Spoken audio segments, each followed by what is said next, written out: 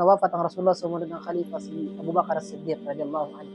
Umabot lang ng 2 years si Abu Bakar as-Siddiq radhiyallahu anhu, pero sa panahon na yon ay nasakop niya na yung buong Arabian Peninsula. Pagkatapos nun ay naging Khalifa na si Umar bin Khattab radhiyallahu anhu, at dito na-expand na yung Islamic territory sa panahon niya. Dito bumagsak yung Persian Empire, at bumagsak din yung 1/3 ng territory ng Byzantine Empire sa panahon niya. So umabot ng Jordan, ng Syria, ng Palestine, Lebanon, hanggang sa Khorasan o sa Persian Empire. Nakuha niya rin dito yung Egypt. At ang ginawa niya sa Egypt, inappoint niya dito sa governor ng Egypt si Amri bin As radhiyallahu anhu. Nagkaroon ng idea si Amri bin As, syempre lumawak na at marami ng Muslim sa Egypt at lumawak na yung territory ng Muslim, na ngailangan na ng expand yung mosque. Meron doon na existing na masjid na gusto niyang i-occupy yung mga bahay sa likod at kunin yun. Yung may-ari noon ay isang babae at by force na binili yung lupa na yun sa babae na yun. Pero yung babae ay hindi siya pumayag noon. Parang masama yung loob niya, although napilitan na lang na ibenta. Pero nakikita ni Amri bin As na maslaha magkaroon ng expansion yung masjid. So nangyari dito, yung babae na yun ay pumunta siya sa mga pari ng mga Kristiyano at nireklamo niya sa mga pari, baka sila ay pwedeng makipag-usap kay Amri bin As na ibalik yung kanyang lupa na binili ng sapilitan. Sabi ng mga pari, dito natin malalaman kung gaano kadyas yung mga Muslim at fair ba talaga sila magbigay ng hukom sa atin. Kailangan natin mag-report sa kanilang leader, sa pinakapinuno nila, sa Amirul Mu'minin sa Madina, kay Umar bin Khattab radhiyallahu anhu. Ang nangyari dito, sabi ng babae niya sa kanyang isip na, sino man naman maniniwala at paano naman kami papanigan? Siyempre, ginawang masjid, at siguro, hindi, mas kakampihan pa siya kasi ginawang masjid. So, pero sabi ng kanya ng mga pare, bakit hindi mo na lang subukan? So, ang ginawa ng babae na yon, mula sa Egypt, kumuha siya ng kanyang khadim, isang assistant niya, nag-travel sila mula Egypt hanggang sa Madina. Palamma wasalat il Madina, nung umabot sila sa Madina, kanyang kinuwento kay Amirul Mu'minin Umar bin Khattab anhu yung nangyari sa kanya, yung case niya. Of course, pinaringgan siya. At ang ginawa ni Umar bin Khattab anhu, meron siyang sinulat sa isang, siguro papel yun, maiksing sulat lang. Higay niya sa babae na sabi, iabot mo to sa governor ng Egypt. Pagkatapos nung kinuha ng babae na habang pagbalik niya ng Egypt, nakita niya nakasulat doon ang isang maiksing sentence lang. Sabi niya, hindi to papansinin. Itong sentence lang sabi niya, na nakasulat lang, tapos yung lupa kukunin ko, tapos mosque tinayo nila doon. Tapos sabi ng assistant niya, bakit hindi mo nalang subukan? Hindi na, sabi niya, alam din naman natin yung resulta. Ang ginawa ng babae, tinapon niya yung papel na yun. Bumalik sila ng Egypt, pero yung assistant niya, kinuha yung papel ng patago.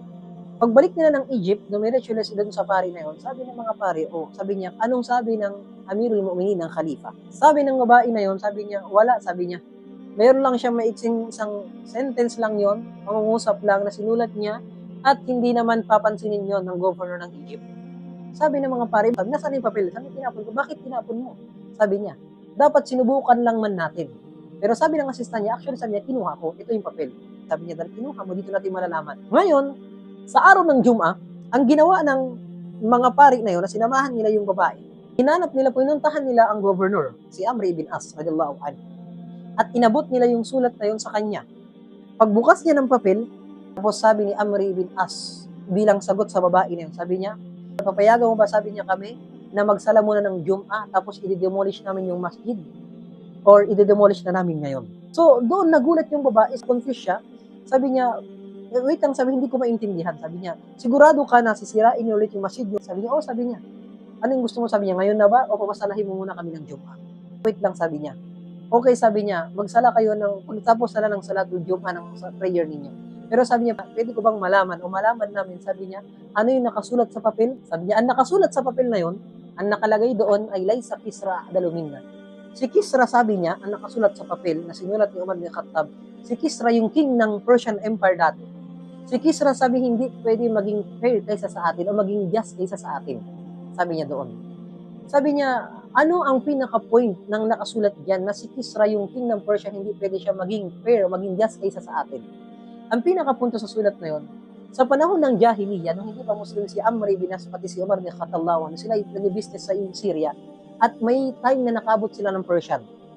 Sa Persian Empire, nung may panahon na nag-expand si Kisra, yung king ng Persian Empire, ng kanyang kaharian, ng palace, umabot sa punto na kailangan niyang i-occupy yung lupa ng isang matanda, na yung matanda na yon ay nag-iisa lang sa buhay. At nagpaalam si Kisra na kung pwede ba niyang bilhin yung lupa. Bilhin yung lupa kasi ma-occupy ng kanyang palas. At ang ginawa, sabi ng matanda, hindi, sabi niya. Kasi bakit? Matanda na ako, ito na lang yung ano ko, at palupaan ko to. Pero sabi niya si Kisra ay nagpaalam. Pwede ba sabi itayo ko yung palasyo dito malapit sa lupa mo, sabi niya. Sabi ng matanda, sabi niya, kapag tinayo mo dyan, sabi niya, paano sabi niya ako dadaan? May disturbo ko kayo. O kaya magkakaroon tayo ng conflict kapag dadaan ako, kapag mayroon kayo mga okasyon. Ngayon nagkaroon ng presidential decree na galing kay Kisra na hindi pwede galawin yung lupa na matanda at kapag dumaan siya at bumaba siya, hindi siya pwedeng galawin. Ngayon nagkaroon ng occasion, ng celebration yung Persian Empire at halos lahat ng officials, pati lahat ng military, lahat nagkaroon ng celebration malapit sa palace. Habang nagtutugtugan at nagkakantahan, nagsasayawan, lahat ng mga Persian doon, kasama si Kisra, dumating yung matanda galing sa labas, dala-dala niya yung kanyang kabayo or camel. Ngayon, biglang nag-stop lahat ang mga tao doon sa celebration nila, pati yung king ng Persia. Napa-stop siya. Pati sa papatugtog at nagbigay sila ng daan sa matanda.